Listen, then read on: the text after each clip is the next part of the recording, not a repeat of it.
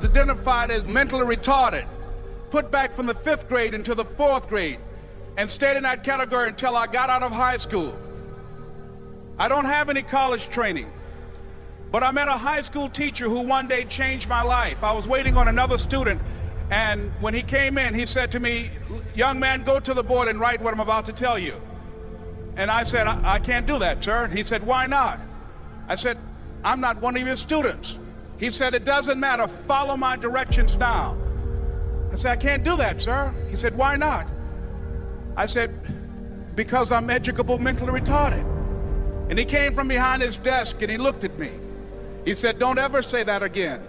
Someone's opinion of you does not have to become your reality." And as he talked, my heart began to beat fast. Tears began to run down my eyes, and I was in the back just listening to him, because the speech he was giving, that speech was for me. And he said, "Les Brown," he said, "if you want to do anything worthwhile in life, you've got to be hungry." I told Mr. Washington I wanted to become a disc jockey. And so I started working to develop myself. He said, "I want you to practice every day being a disc jockey." I said, "But I don't have any job now." He said, "It doesn't matter."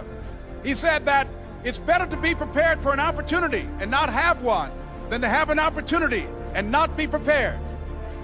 And as I was working to develop myself, I applied for a job as a disc jockey, WMBM on Miami Beach.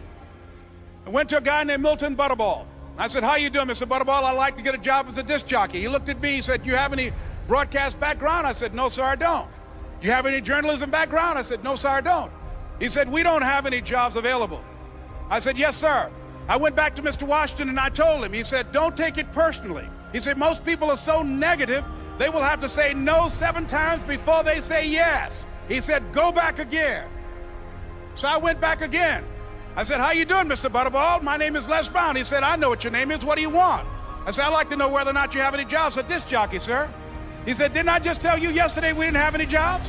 I said, "Yes, sir, but I know whether or not somebody got laid off or somebody was fired, sir." He said, "No one was laid off or fired. Now get on out of here." I came back the next day like I was seeing him for the first time. I said, "Hello, Mr. Butterball, how are you?" He looked at me with rage. He said, "Go get me some coffee." I said, "Yes, sir." And I went to get him some coffee. After a while, I would get their lunch and dinner, and I would go in the control rooms and take the disc jockeys their food, and I would not leave until they would ask me to leave. One Saturday afternoon, while I was at the radio station, a guy named Rock was drinking while he was on the air. I was the only one there, looking at him through the control room windows, walking back and forth, young, ready, and hungry. Pretty soon the phone rang, and it was the general manager. And I answered the phone. I said, "Hello?" He said, "Les, this is Mr. Klein." I said, "I know." He said, "Rock can't finish his program." I said, "I know." He said, "Would you call one of the other DJs in?" I said, "Yes, sir." I hung the phone up. I said, "Now he must think I'm crazy." I called my mom and my girlfriend, Cassandra. I said, "Y'all turn up the radio and come out on the front porch. I'm about to come on the air." I waited for about 20 minutes, and I called him back. I said, "Mr. Klein, I can't find nobody." He said, "Young boy, do you know how to work the controls?" I said, "Yes, sir." He said, "Go in there and don't say nothing here." I said, "Yes, sir." I couldn't wait to get behind those controls. I put on an old Stevie Wonder record called Fingertips. I sat down behind that turntable. I said, "Look out, this is me, LB Triple P, Les Brown, your platter playing papa. There were none before me, and there will be none after me. Therefore, that makes me the one and only. Young and single and love to mingle, certified, bona fide, indubitably qualified to bring you satisfaction, a whole lot of action. Look out, baby, I'm your love man." I was hungry. I was hungry. You got to be hungry. Begin to know that you have greatness within you.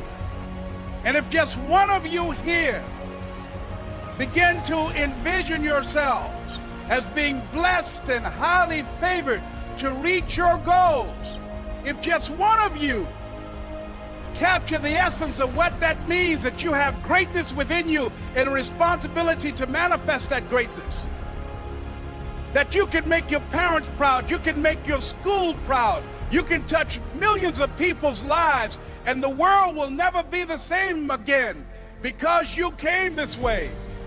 It was hard, ladies and gentlemen, coming to speak to people. And I was facing financial difficulties in my own life. I was behind on my bills and my dreams, and I'm saying to them, you can live your dream. It was hard, ladies and gentlemen. It was very difficult to pick myself up each day believing that I could do it. There were times that I doubted myself. I used to ask myself, can I do this? And something said within me, you're the one. Don't give up on your dream. By continuing to push forward, by continuing to run toward my dream, that one day I would have my own talk show. It's a long shot, ladies and gentlemen, from Liberty City, an abandoned building on a floor, never knowing my mother or father. It's a long shot. Being here with you today in this dome in Atlanta, it's a long shot. No college training, labeled educable, mentally retarded, but I kept running toward my dream. Don't stop. Don't stop running toward your dream.